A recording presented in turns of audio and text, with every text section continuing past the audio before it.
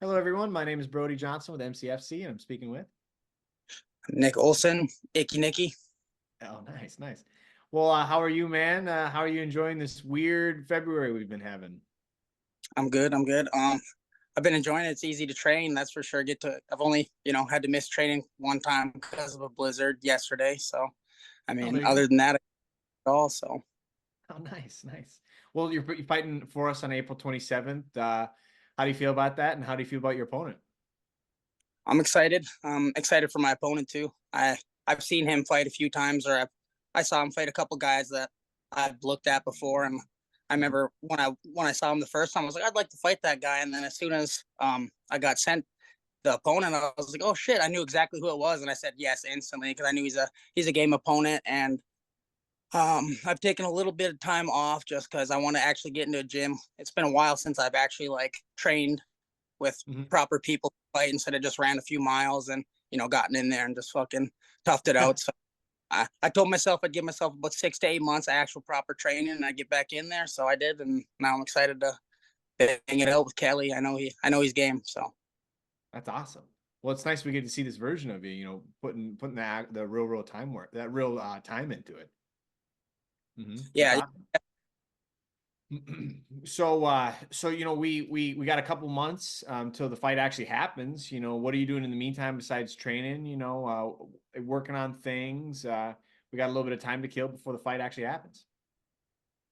just training, man. I'm like before I took this little stint or break, I was the type of Hmm. guy that would just fight every month, or I was just trying to stay active and just if I was trained for 2 weeks, that's good enough shape to hop in there. So now I'm actually just trying to buckle down and be a serious, committed athlete because Hmm.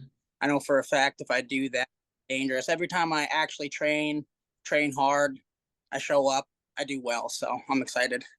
Nice. We're excited. That sounds awesome. Well, there's. It's not like I'm asking for a game plan or anything like that because it's not like that's where you're gonna give me. But if you know the guy, and you're kind of expecting a war, what do you think? You kind of have a good idea of what you're kind of getting yourself into. Is it just kind of putting on a show, or is there specific things you want to get done in there? I just wanna get the job done. That's the main Hmm. thing, man. He's tough. Hmm. I know that for sure. I'm out there obviously to finish him, but I do know that he looks tough to finish. But um, I got a nice methodical approach that I'm gonna look to finish him with. So I'm excited, Hmm. man. And he's gonna try to do the same thing to me, man. He comes out swinging hard punches, throws Hmm. hard kick, So, and I'm excited to throw him right back at him, man. I've been training hard. I went out to Mexico for 10 days about a month and a half ago at a nice Muay Thai gym, and I trained hard 2 times Oh, a day. I've wow. been myself out there, man. I'm excited. Well, that's nice. You don't hear a lot of guys, toss them like, "Oh yeah, I went to Thailand, I went to Mexico and trained Muay Thai." That's awesome. Yeah, all by myself, man. Just I actually I fought in Muay Thai twice, and a dude that I fought is a coach down there now. So just Oh, kept in contact with him on Instagram. So and then went down there, and it was a great experience, man. There's nothing like wow. just going into there and not knowing anybody, and then that's how you prepare for a fight. There's Hmm. nothing better than if you get comfortable with sparring and fighting the same people, you're never Hmm. gonna get fight reenactment, or you're gonna get used to the nerves because they're always there, man. So. Yeah, of course. I mean, you're stepping into a steel cage fighting another, trained athlete, trained Yeah, in killer. my fucking underwear, like you're Yeah, vulnerable as shit. So yeah. It's kind of always it's crazy when fighters talk about the guys they're saying like I'm never nervous, and you always can tell there's guys like that, but there's got to be something, there's got to be yeah, something in there. Hmm. And then every now and again, there's always guys that are really honest, like yeah, I'm really fucking scared, or I'm such an MMA fan that I'm constantly listening to stuff. I mean, as of recently, it was the Rampage podcast that came out with like Tony and shit like that, and they just randomly talk about the who's who would just be in a random bathroom puking up a storm or something like that, or damn near like crying right before they go out there, and they're probably the main event or the co-main and a UFC pay-per-view or something like that. It's just really crazy. yeah. Everyone's human, man. That's Yep. definitely what it teaches. So that's Hmm. what I watched that actually same podcast. I really enjoy that one. So Yeah, wasn't it fun? Rampage just randomly getting on there and just doing a yeah, podcast with this random dude that's actually cool. Like, what are the odds? And It's crazy that Tony went on there because Tony doesn't go on anybody's podcast. Like he's not a big fan of just like the same old, same old. So it was cool he went on. And he opened up, that was the real Tony. They were giving him shit, like there was nobody like beating around the bush, Yep. that was a good interview. I Well, like that one. Rampage is not the guy to be to beat around the fucking bush. Like, no way. Like he He gets nicknamed the guy slept on. Titties for God's sakes. Dude, well, he gets slept on, man. He's got such a crazy fight career, dude. That Oh guy, I yeah. love watching Rampage, man. If you go Oh, back dude, on, I see. The reason why I started MMA, well, not started really, really watching anyway, is because of Ultimate Fighter season 1.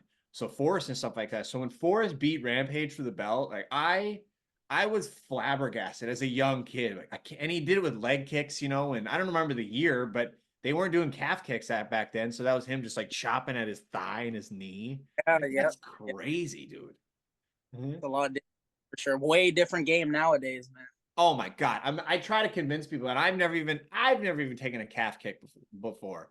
But I just like try to get it wrapped in people's head, like, okay, like take that baseball bat and like somebody hit you as hard as they can in your calf. And I'm like, yeah, you're fine. Like, no way.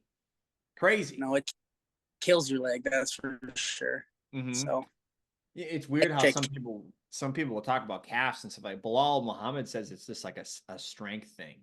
Like he doesn't even check kicks. You're like, what? Like that that's doesn't crazy. doesn't make any That sense. doesn't make feels like Mhm. he's gonna get his calf killed here pretty quick Ugh, when well, he his fights. next fight's against Leon. Yeah, that's what I was just. Yeah, Yeah, I was about to exactly. say, like, wow, wow. Ugh. Well, he was gonna do Ramadan too, but he's not doing that, thank God. I don't because that's UFC 300. So thank God I we're want not to see getting that. percent. So Yeah. I want It'd to see. just be a damn shame if Bilal Muhammad, I mean, what is he like 10 in a row? Like he had the no contest against Leon, but it's been like 10 fights in a row or something like that. It would suck Yeah, if he came in and he had to go through Ramadan and then fight. Ugh. I don't care what you do or what profession you're in any professional sport, to go Mhm. 10 wins is fucking hard to do, especially in the UFC, man. Yeah, That's crazy. I That know. on that alone, he deserves. It's just nuts how it's like even a discussion. But that's Mhm. politics. That's the fight game. So That's a fight game. Yeah, I can imagine. The same. Yeah, when people talk shit about like a Tony Ferguson or something like that, I just get fucking pissed. yeah, Ugh. yeah. Like, You just how want to go dare you? for honor. Yeah. Yeah, yeah. One time, I had a few beers in me. It was my first event, UFC Chicago. Robert Whitaker, Yoel Romero too. We were done with the event. We were flying high because it was in 2018. It was the main event of the year, and that was our first UFC card we've ever been to. And some dad and his two sons were calling Daniel Cormier a pussy.